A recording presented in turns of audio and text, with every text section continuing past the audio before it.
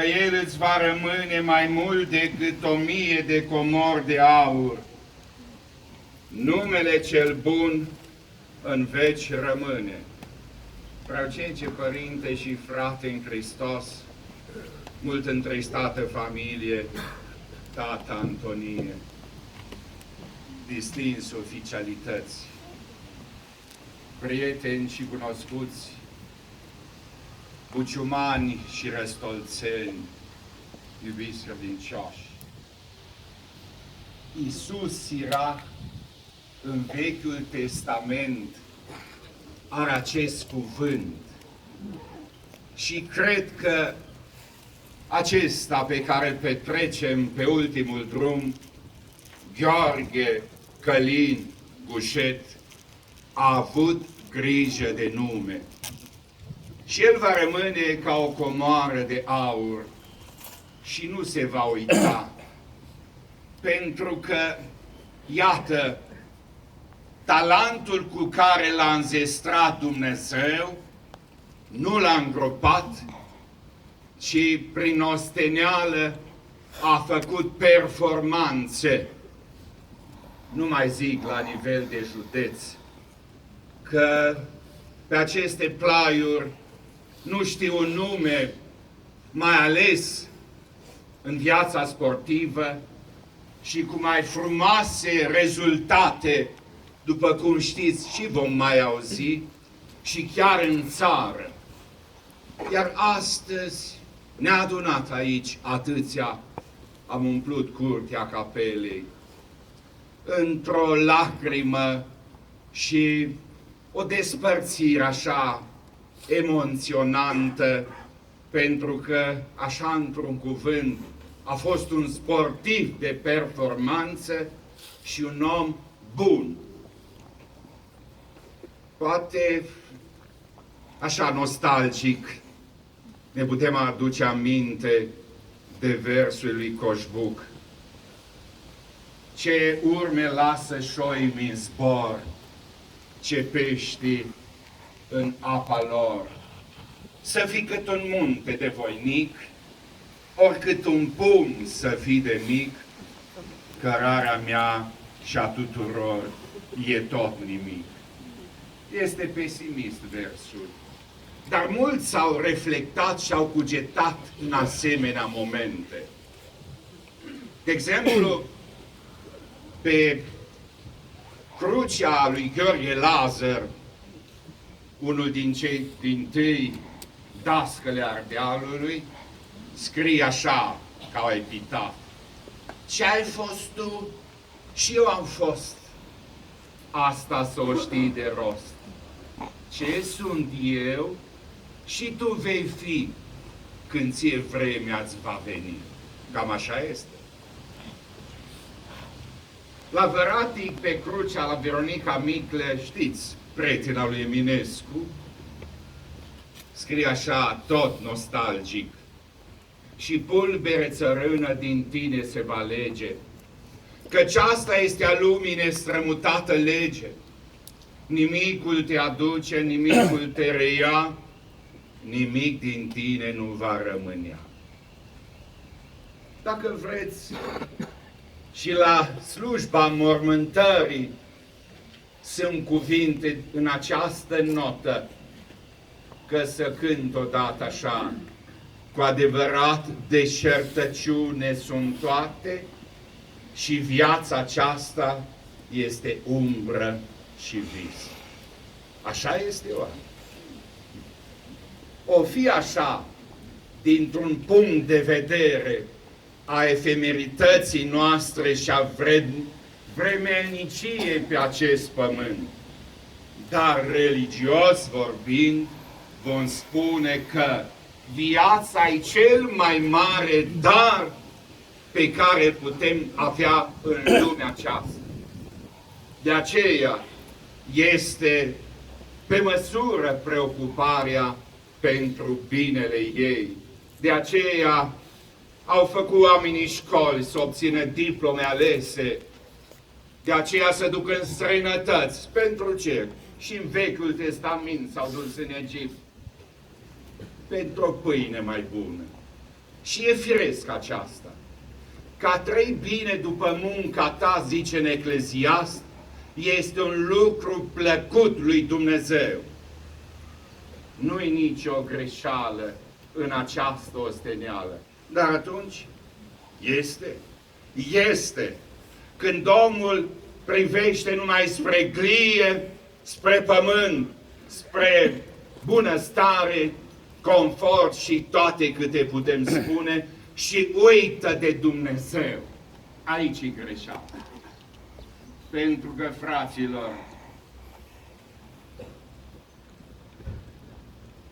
cum a spus Petre Țuțea, acest înțelept, fără de Dumnezeu venim de nicăieri și mergem nicăieri. Iar Mircea Eliade, un mare, chiar numit savant în istoria religiilor, a spus și el, unde nu este Dumnezeu, este cenușă. De aceea biserica mereu și în lăcașul de cult și la mormântare și în toate ocaziile își îndeamnă ascultătorul să fie credincios.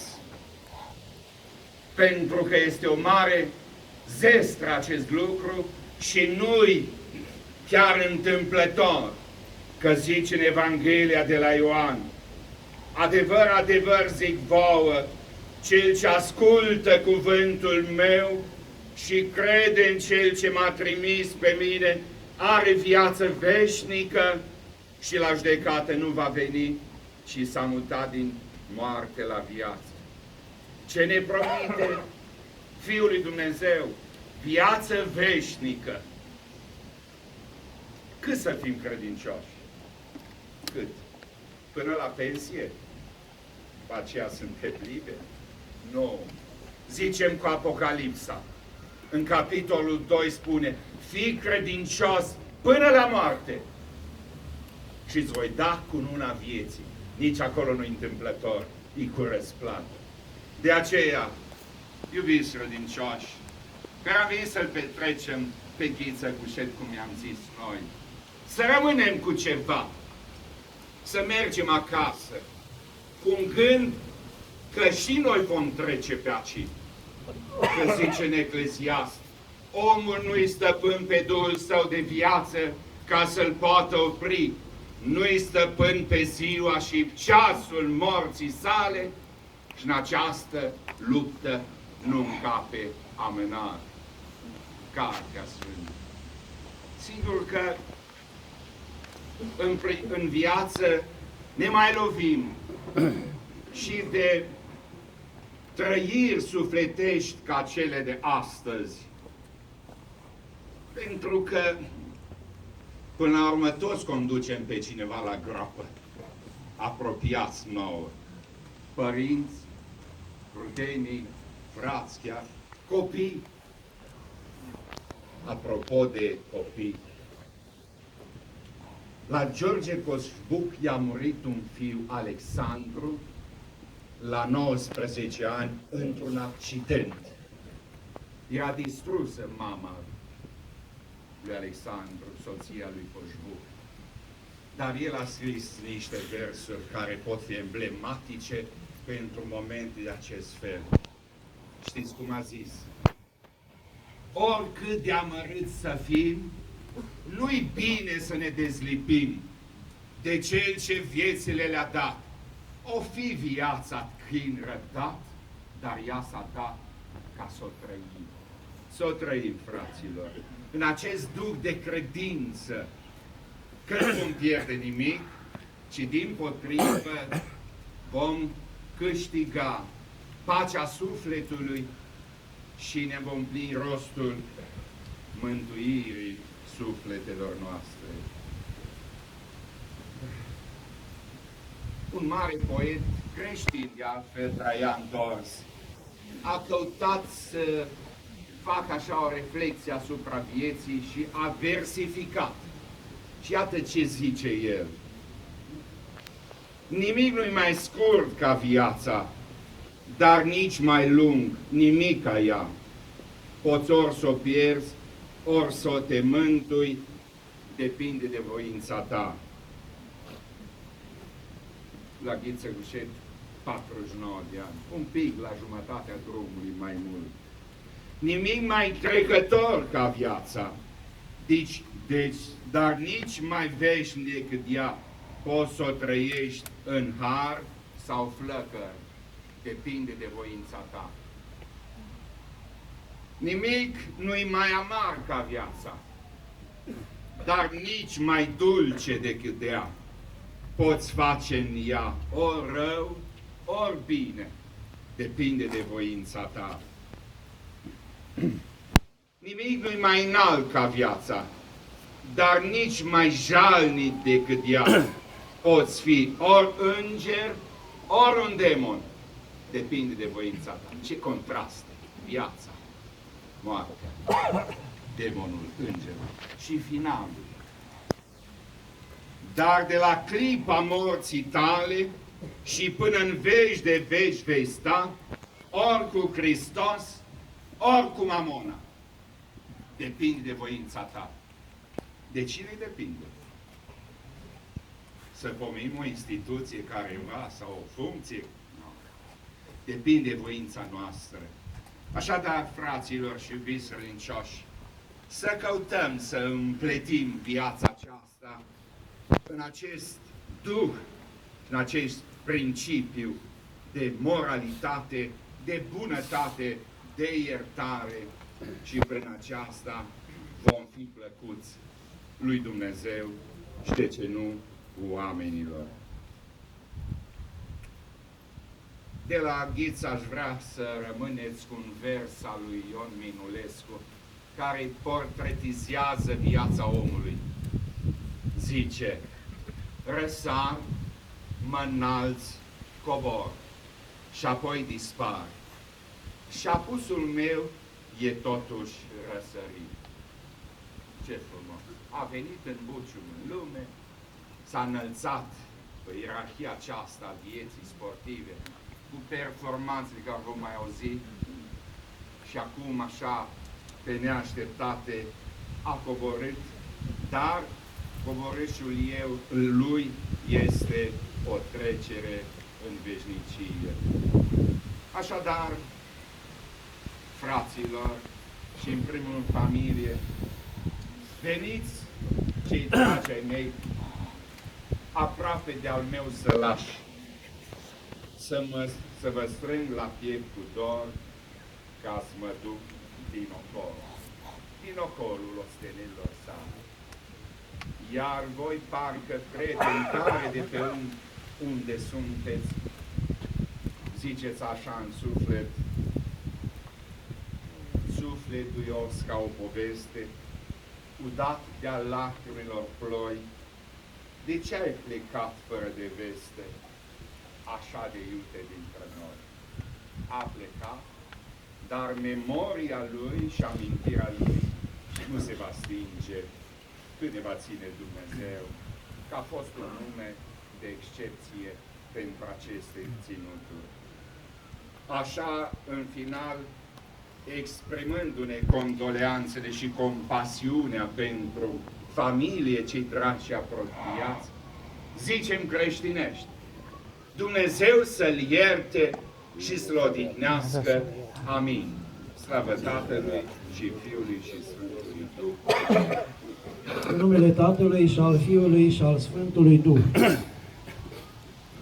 Preacucernice Părinte Protopop, distinse oficialități județene, distinși oaspeți de la Federația Română de Atletism, prieteni veniți mai de departe sau mai de aproape, iubiți credincioși. Înainte de a da citire unui scurt curriculum al reposatului și de a adresa un foarte scurt cuvânt de rămas bun, îngăduiți-mi să spun câteva lucruri.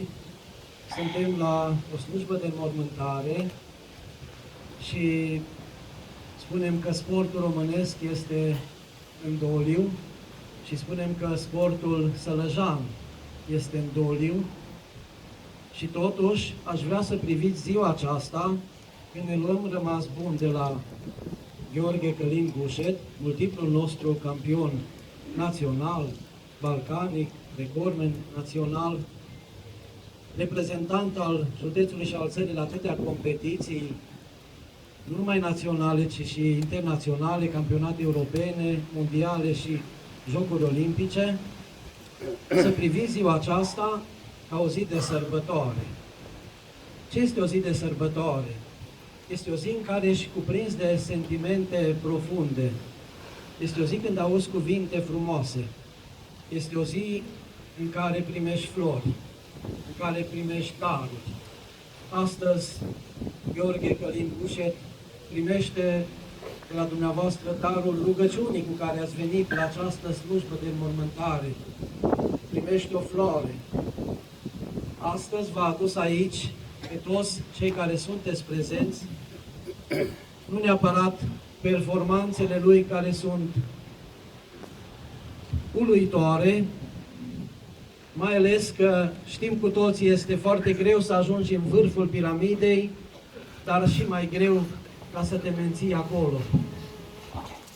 Gheorghe Călin Gușet a făcut acest lucru, dar nu aceste performanțe mari. Ne-a adus aici și relația dumneavoastră cu el, de prietenie, de apropiere. Și vreau să vă spun un lucru pe care deja îl știm cu toții, că moartea nu întrerupe relațiile dintre oameni. Relațiile rămân mai departe. De aceea, la mormântare, nu suntem fără sentimente. Suntem cu aceeași prețuire. Poate că avem niște regrete, că noi am arătat celui ce pleacă sentimentele pe care le-am avut. Deci moartea, cea care îi separă pe oameni, totuși nu pune capăt unei relații. O relație de prietenie, o relație de dragoste să continuă. Ea se manifestă într-un alt mod după aceea. Astăzi ați venit toți cu sentimente de prietenie. Unii am venit cu sentimente și de recunoștință și să-i mulțumim acestui mare campion pentru că a făcut să se vorbească atât de mult și atât de frumos de orașul nostru, de județul nostru și de ce nu de țara noastră, că a fost între primii sportivi ai lumii la Jocurile Olimpice, primii 10 sau primii 5 la campionate mondiale, europene, câștigători de cupe europene. A făcut să se vorbească frumos despre România și acest, numit așa de mulți uriași din Carpați, a avut un suflet blând și bun. Și acest suflet al lui blând și bun v-a adunat mereu în prejurul lui la orice eveniment al sportului sau al dânsului. Și astăzi, iată-ne, veniți aici să ne luăm rămas bun și să-i aducem omagiu și să-l cinstim. Biserica îi cinstește pe oameni toată viața și cinstește și după moarte. Să facem toți acest lucru și fiind aici atâtea persoane care pot lua decizii, ar fi mare păcat ca toți copiii din județul nostru să nu știe despre performanțele, despre acest mare campion. Și suntem convinși că veți găsi modalități de a spune tuturor câtă trudă, câtă osteneală, dar și câtă satisfacție aduce această muncă. Putem face o asemănare între viața sportivă și viața religioasă, viața creștinului. Lauri în sport nu se dobândesc fără osteneală, fără multă trudă, fără mii de ore de antrenament, fără multe renunțări. Nici laurii credinței, nici laurii credinței creștine nu se dobândesc numai tot cu trudă, tot cu osteneală. Și sportul este o profesie practicată și iubită, nu numai de cei care o practică, și de cei care nu o practică. Parcă un eveniment sportiv pentru fiecare dintre noi este ca o zi de sărbătoare și îl așteptăm de multe ori ca pe o zi de Paște. Sportul e un mare dar care nu numai că fortifică trupul și îl duce la performanțele care n-a visat, ci el educă și sufletul, pentru că e nevoie nu numai de forță fizică, ci și de forță mentală, de multă tenacitate, de multă răbdare, de multă voință, de multă încredere. Aceste calități le-a avut cel care pleacă dintre noi. Gușet Gheorghe Călin s-a născut în 28/5/1968 în Zalău. A copilărit în Bucium. Studiile le-a făcut la Zalău, terminând liceul de matematică fizică în 1987. A fost apoi absolvent al școlii postliceale de antrenor categoria 1, specializare atletism, maestru al sportului din anul 1990. Palmares. A început atletismul în anul 1984 la Clubul Sportiv Școlar Zalău, sub îndrumarea doamnei profesoare Pușcaș Renuța. Continuă să practice sportul la Clubul Sportiv Municipal Zalău, antrenat de profesor Nicu Lăpușan. Este cooptat în lotul național și lotul olimpic al României, antrenor federal Dan Serafim. Din anul 1998 este antrenat de Vorbeschi Lorena până la încheierea activității sportive, cea care a fost și prietenă și partenera cu care și-a împărtășit bucuriile și cu care a trecut mai ușor greutățile. A continuat ca antrenor maestru la secția atletism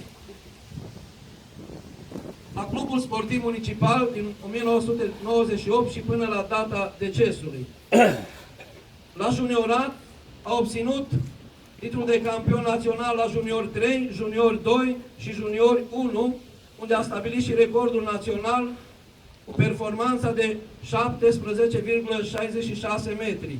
De asemenea, a fost campion național de tineret, unde a deținut și recordul național, atât în sală cât și în aer liber. De asemenea, a fost campion național de senior, deținător a 27 de titluri naționale. Record național a seniori în sală și, de asemenea, în aer liber. De 34 de ori campion național. De 7 ori câștigător al Cupei Europene. De 7 ori medaliat cu argint și bronz la Cupa Europei. De 15 ori campion balcanic de sală și în aer liber. Deținătorul recordului balcanic de sală pe care l-a stabilit în 2006 la Atena. A participat la 3 ediții a Olimpiadei, la Barcelona, la Sydney și la Atena. La campionatele mondiale de sală a fost prezent reprezentând România la Sevilla 91, Toronto 93, Lisabona 2001, Birmingham 2004 și Moscova 2006, unde s-a clasat pe locul al 5-lea. Campionatele mondiale în aer liber. A participat la Tokyo, la Stuttgart, la Sevilla, la Edmonton, la Paris și la Helsinki. La campionatele europene a reprezentat România la Split în 90, Genova 92, Paris 94, Budapesta 98, locul 10, Ghent 2000, locul 4, München 2002, locul 7 și Madrid 2005, locul 5. Aceste performanțe le-a obținut cu multă trudă, cu mii de ore de antrenament și, deși campion național, a rămas același om modest, același om blând, sensibil, prietenos cu cei dragi. La plecarea din lumea aceasta, adresează cuvânt de rămas bun tuturor celor care l-au înconjurat cu drag în viață. Mai întâi, rămas bun spune tatălui Antoniu. De asemenea, cuvânt de rămas bun și mulțumire aduce lui Lorena, partenera lui de viață timp de 21 de ani și antrenoarea lui, cea care a fost alături în toate momentele atât de glorie, cât și în cele în care a trecut peste greutăți sau încercări. În 2008 a suferit un transplant de rinichi și de atunci s-a retras din sport, devenind antrenor alături de Lorena la CSM Zalău. tot Lorena i-a fost alături și a încercat să îi salveze viața și în momentul în care i s-a făcut rău, în urmă cu câteva zile, a fost adus apoi la Spitalul de Urgență din Zalău, trimis la Cluj, dar nu s-a mai putut face nimic. Acesta a fost sfârșitul drumului pământesc și începe drumul către Dumnezeu. De asemenea, își a rămas bun de la fiul George și familia lui, de la frații Alin și Crina, de la mătuși, verișori, verișoare, de la nepoți și nepoate, prieteni și vecini, de la colegii, de la lotul olimpic, unde a stat o mare parte din viață, de la colegii de serviciu, de la CSM Zalău, de la toți cunoscuții, prietenii, de la toți cei care l-au ajutat, l-au iubit și au fost alături în unele momente sau în mai multe momente ale vieții. De la dumneavoastră, de la toți, cei care astăzi sunteți aici prezenți, să-L cinstim, să-L omagiem și să ne rugăm lui Dumnezeu pentru sufletul Lui, care se duce acum în Împărăția lui Dumnezeu. Pentru performanțele pe care le-a obținut, a fost declarat și cetățean de onoare, atât al municipiului Zalău, cât și al comunei Bucium, unde s-a născut. Să rugăm pe Bunul Dumnezeu ca pe Cel ce a fost cel mai mare campion al sălașului, Gheorghe Călin Gușet, un om minunat, un prieten bun, un tovarăș, un sprijin pentru toți, să îl ierte Dumnezeu de păcate și de greșeli și să așeze sufletul lui acolo unde nu mai este durere, nici întristare, nici suspinare, ci viață fără de sfârșit. Amin. Slavă Tatălui și Fiului și Sfântului Duh. Amin.